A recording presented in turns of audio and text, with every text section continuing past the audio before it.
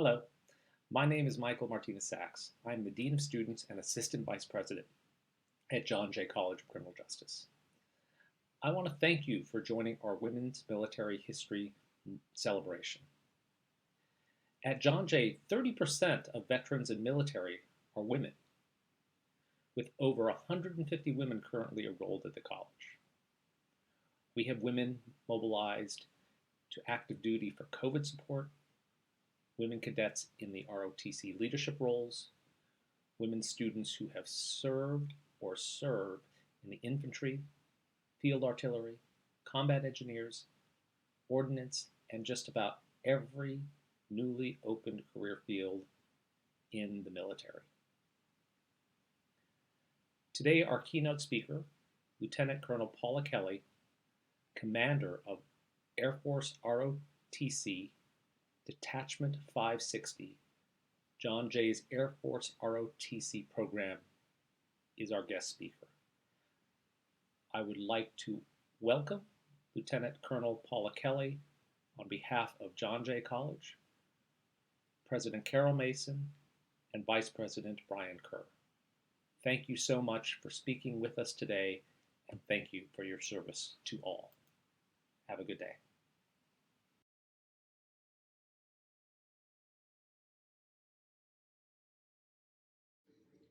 For heart.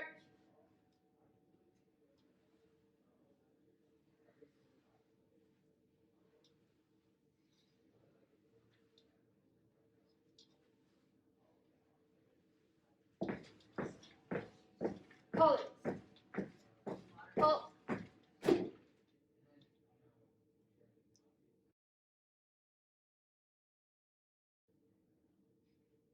Present. Harps.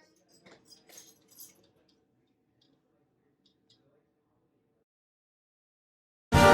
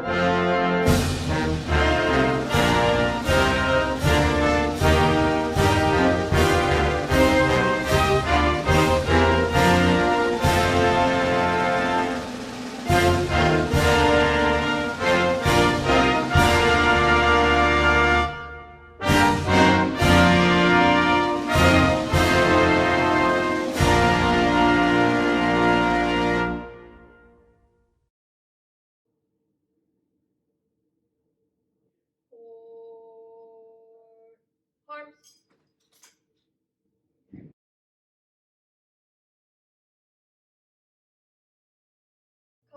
Colors turn. Heart.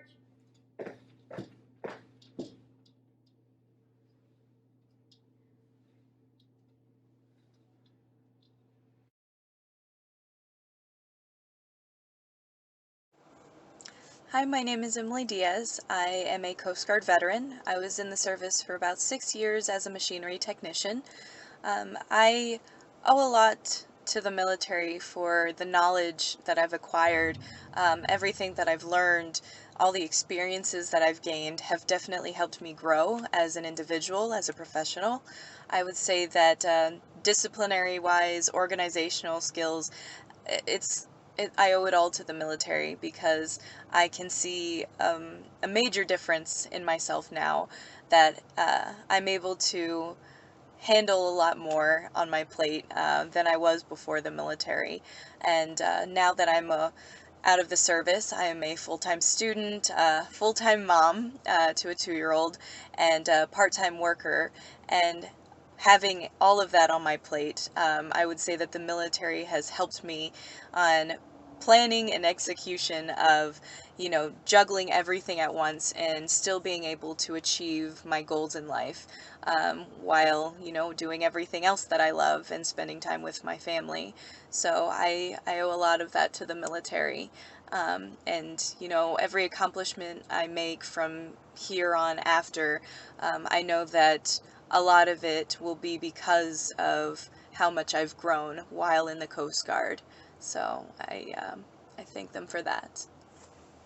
Good afternoon, everyone. My name is Vonnie Ricks. As you all know, I'm a United States Marine Corps veteran, and I'm making this video to share my appreciation of women military heritage. And I want to start with a quote. It's by Tulsi Gabbard, and it goes, "When we stand together, united by our love for each other and for our country, there is no challenge we cannot overcome." And I also want to share a quote by Michelle Obama, and it goes, "There is no limit to what we as women can accomplish. And women like Loretta Welsh, Oprah Mae Johnson have made it possible for all of us women who have served.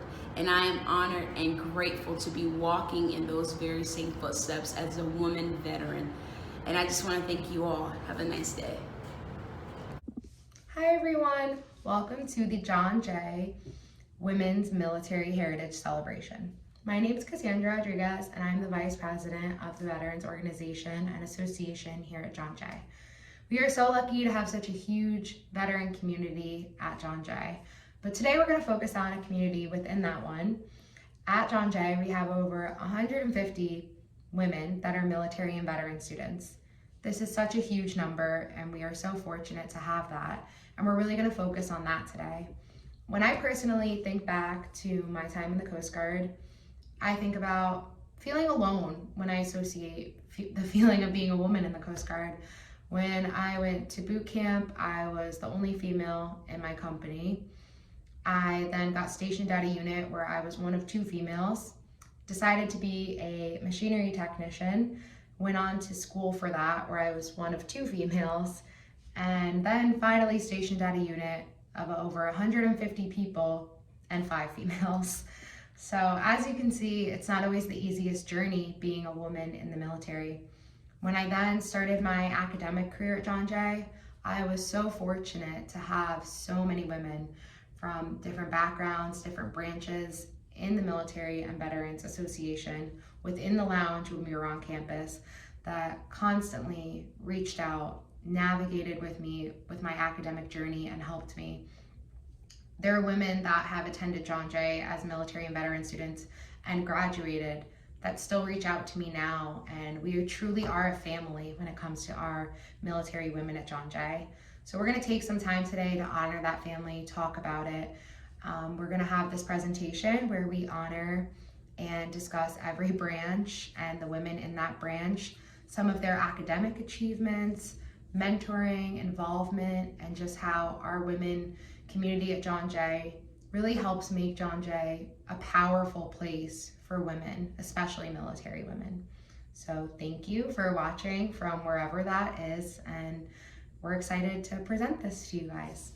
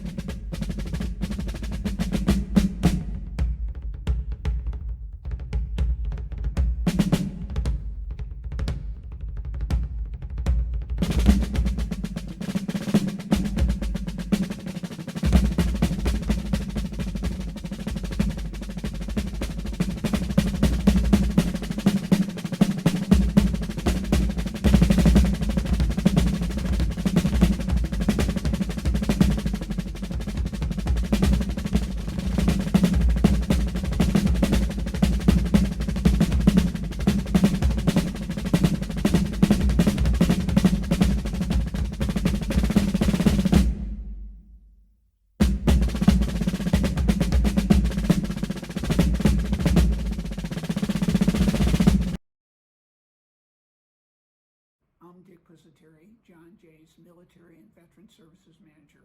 Welcome to our 2021 Women's Military Heritage Celebration. At John Jay, when we lift up women's heritage, we're really talking about the story of our women, as well as all the contributions of women in the U.S. military. With 30% of our military and veteran students, over 150 engaged and successful women enrolled in our programs, John Jay's military contribution is women. Right now, one of our students is in infantry training at Fort Benning, Georgia. Among our students, we have students who are serving in field artillery. We have women students who are serving in the combat engineers. We've had students who've served on the flight deck of aircraft carriers, who've served in every role in the Coast Guard, the Air Force, the Marine Corps. When you hear about the great things and the new opportunities and the non-traditional roles that women are filling in the military, you're hearing about our women at John Jay. And I'm so proud of them all. And I'm so proud of the contributions they make every day, both to our country and our military. And I remember especially now that we have many women who are mobilized in COVID-19 support, playing the role. You could go to the Javits Center, you could go to Yankee Stadium, you could go to numerous locations around the city in northern New Jersey, and John Jay's going to be there, and the odds are that face is going to be a woman. I thank you today, color guard from Manhattan College, from our Air Force ROTC unit, for the women who very appropriately honored the flag and offered us our ceremonial national anthem for this ceremony. Just impressive color guard, impressive contribution. And I'm honored also today to introduce our speaker, Lieutenant Colonel Paula Kelly, the commander of Air Force ROTC Detachment 560, our ROTC detachment at John Jay that's headquartered at Manhattan College. Colonel Kelly has just a distinguished Air Force career, beginning as a cadet and graduate of the United States Air Force Academy. She served 21 years. She served both as a force support officer and a foreign affairs officer. She served throughout the Air Force, throughout the world, including 3 overseas deployments, combat service in Afghanistan, an extensive military training background. We're honored to have her. She gives us a right on the flight line, right in the field viewpoint on where women are today, and she herself exemplifies the contributions, the growth of military roles of women, and just the pride and the dedication that the thousands of women who serve have. So thank you today, Colonel Kelly, and thank you, all you women who serve.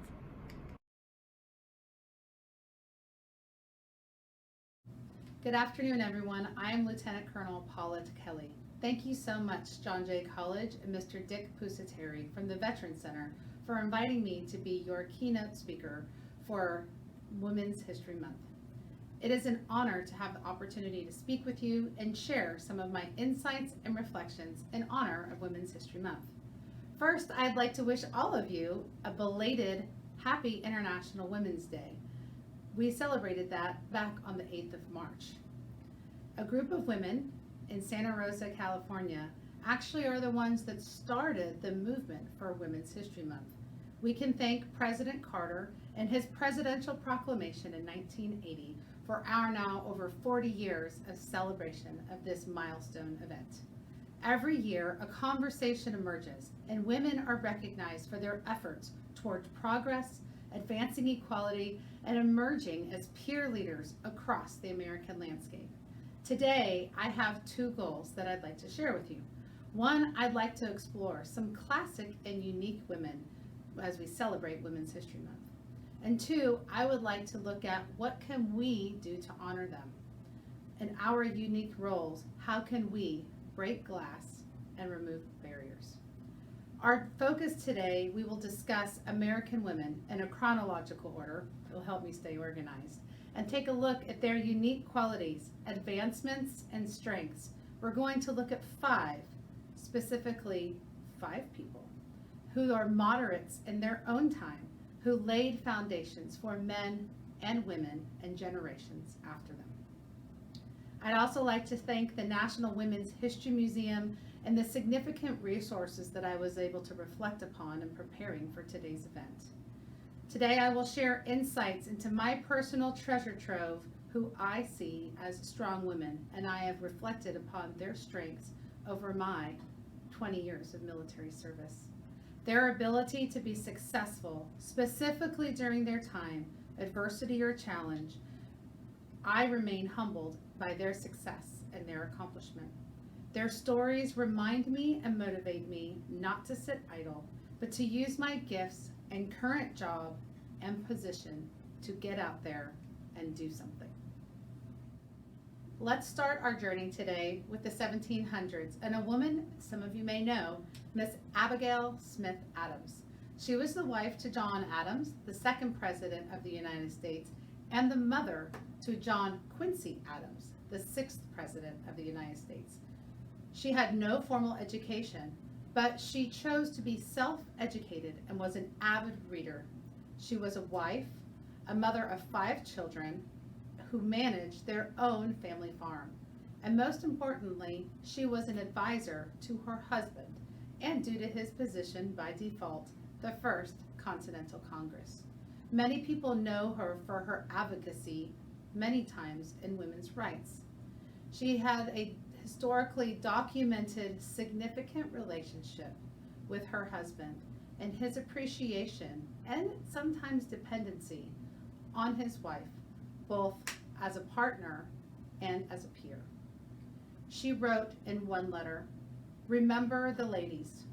Do not put such unlimited power into the hands of husbands. Remember all men would be tyrants if they could." We have to remember during the 1700s and at that time in our American history, women could not own property. They could not vote. Their status in the United States rested on the success of not only their husband, but their children. Let's move forward to the next century, the 1800s.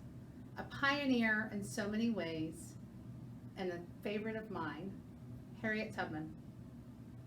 Harriet Tubman was born in the beginning of the 19th century in the 1820s, and birth records, due to them not existing, we don't know the actual date and year. She was one of 9 siblings, and at an early age, she was opposed to the life that she was born into, wanting something different from the world around her.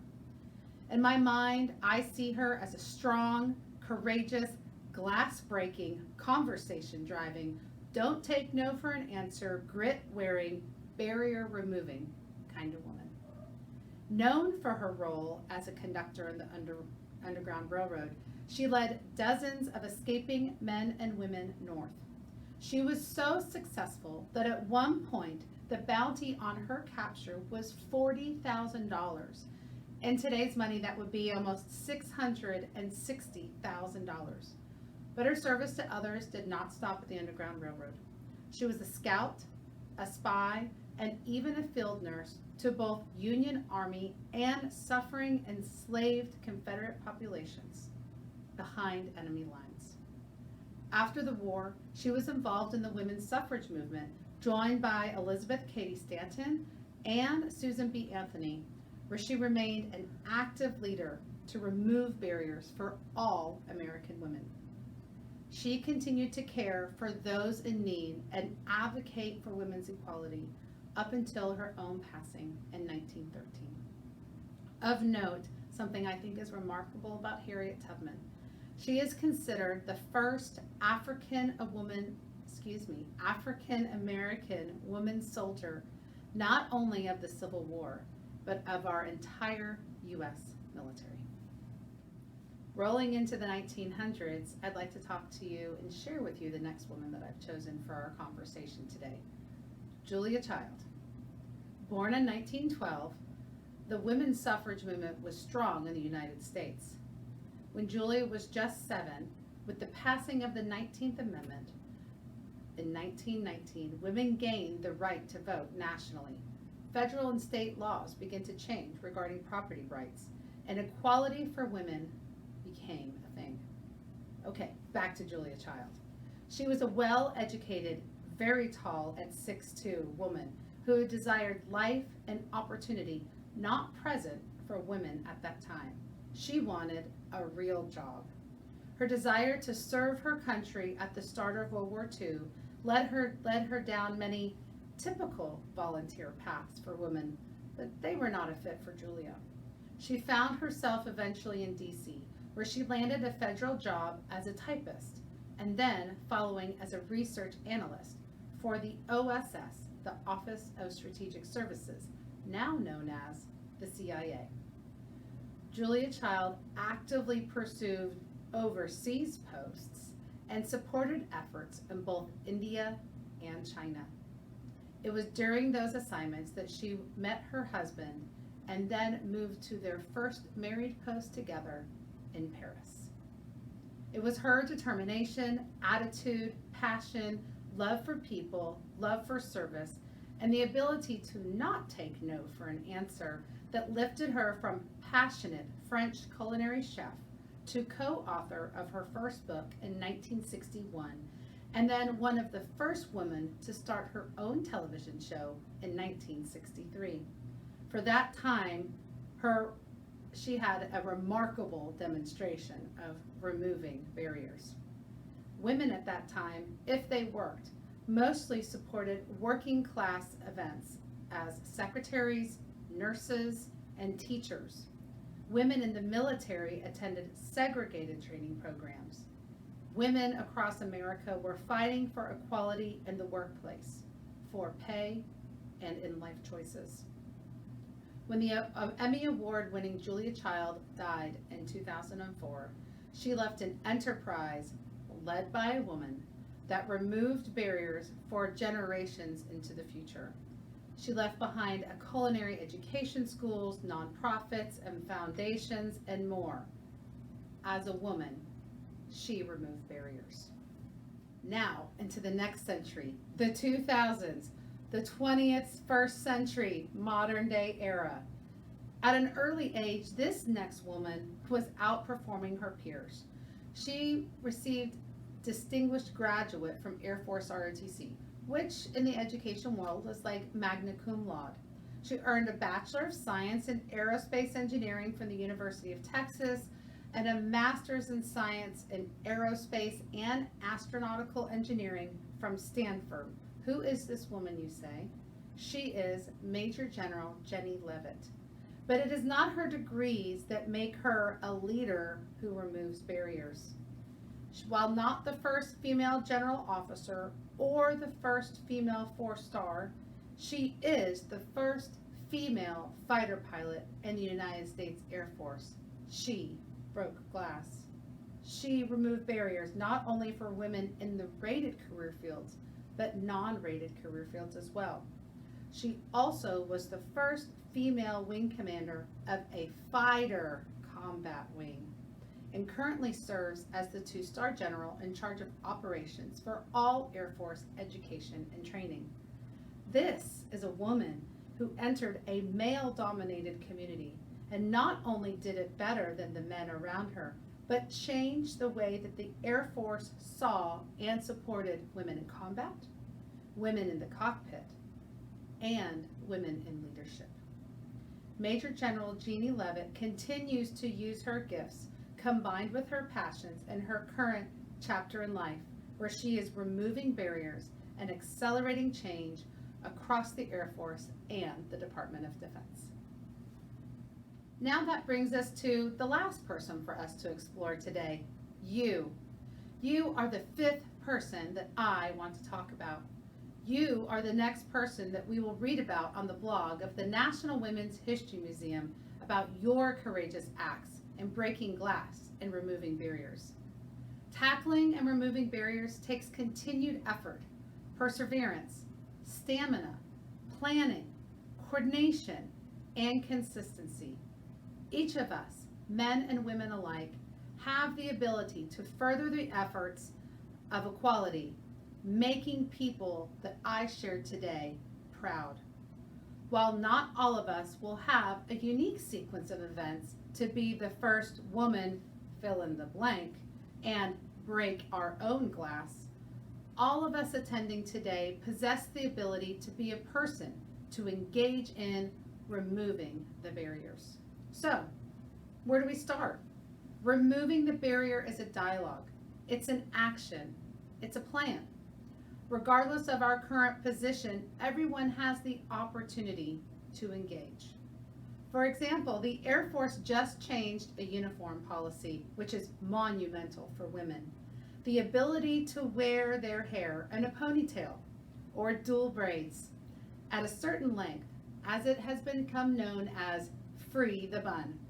For over 20 years, I have worn my hair in uniform, proudly, in a bun, because that was the uniform standard. Most women accepted it, and so we marched on. Some women, particularly our younger officers, started to ask the question why, and the answers they were given did not prove just or factual. To tackle this and other questions being raised, the Air Force put together a Tiger team at the Pentagon to look at inequities to women based on gender. And on the 10th of February this year, the policy was changed. It is that small policy change that resonated across the workforce. Myself and 70,000 other Air Force women changed. Barrier removed. New chapter opened. And today, as the commander, I support that new regulation and free my bun and look for ways to continue to remove barriers within my own scope and influence. I would encourage you to assess your current chapter and page in your unique book of life. Where are your opportunities to engage and remove barriers? What are you doing to accelerate change? What are you doing to start a dialogue? Not just the woman I chose to share here today, but the women that we honor during Women's History Month achieved significant and repeated success. It's now our responsibility to continue to not just move, but remove the barriers in front of us. If we do not act or participate in change, we will have not performed to our best to improve the future for the next generation of women who follow in our footsteps. It was an honor to share stories, review history, and encourage you to remove barriers in accelerating change in across America. Thank you, and to any members of our Detachment 560 team listening out there, aim high, bombers. Have a great day, everyone.